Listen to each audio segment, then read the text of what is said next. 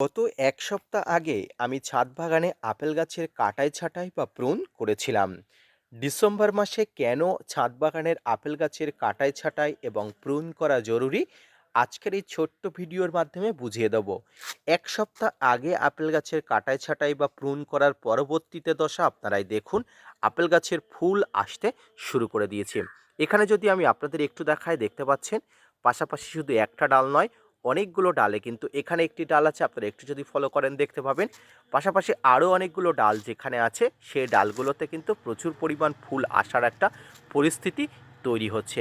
তাই যারা ছাদ বাগানে এখনও পর্যন্ত প্রুন বা কাটাই ছাঁটাই করেননি তাদেরকে বলবো, প্রচণ্ড ঠান্ডা পড়ছে, এই সময়টাই হলো প্রুন বা কাটাই ছাঁটাই করার নিয়ম।